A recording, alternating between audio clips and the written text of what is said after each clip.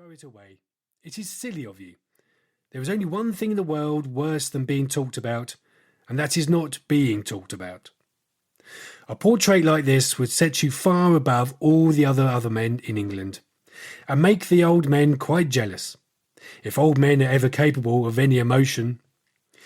I know you will laugh at me, he replied, but I really can't exhibit it. I have put too much of myself into it. Lord Henry stretched himself out on the divan and laughed. Yes, I know you would, but it is quite true, all the same. Too much of yourself in it, upon my word, Basil. I didn't know you were so vain, and I really can't see any resemblance between you and with your rugged, strong face and your coal-black hair, and this young Adonis, who looks as if he was made out of ivory and rose leaves.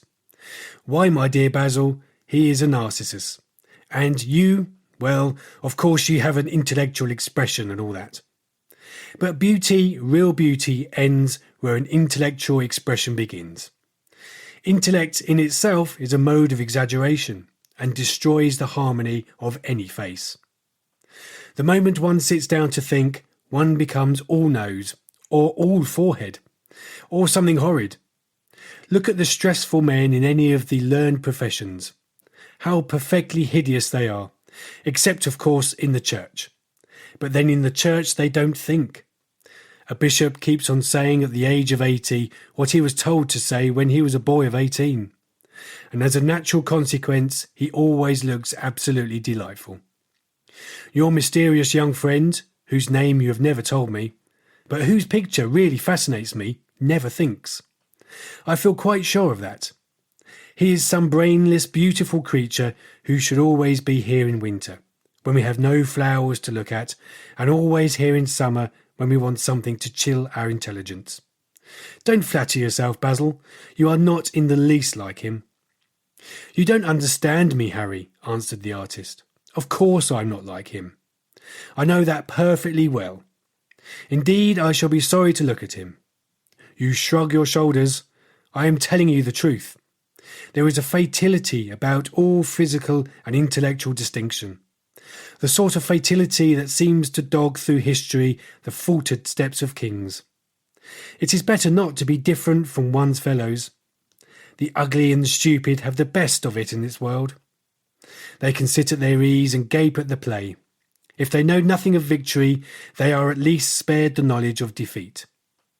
They live as we all should, live undisturbed, indifferent, and without disquiet. They neither bring ruin upon others, nor ever receive it from alien hands. Your rank and wealth, Harry, my brains, such as they are, my art, whatever it may be worth, Dorian Gray's good looks, we shall all suffer for what the gods have given us. Suffer terribly.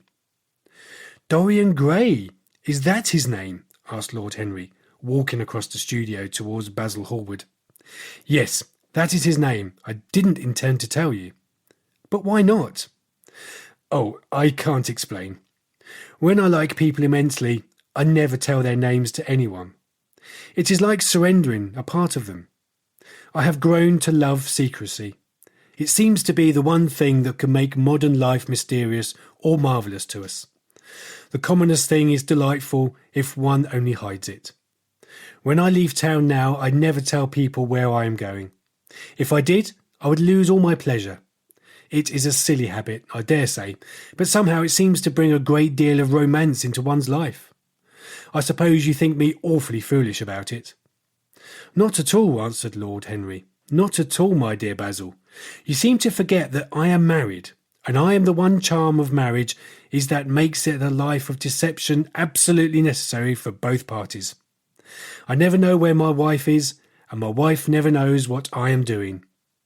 When we meet, we do meet occasionally. When we dine out together, or go down to the Duke's, we tell each other about the most absurd stories with the most serious faces. My wife is very good at it, much better, in fact, than I am. She never gets confused over her dates, and I always do. But when she does find me out, she makes no row at all. I sometimes wish she would, but she merely laughs at me. I hate the way you talk about your married life, Harry, said Basil Hallward, strolling towards the door that led into the garden. I believe you are really...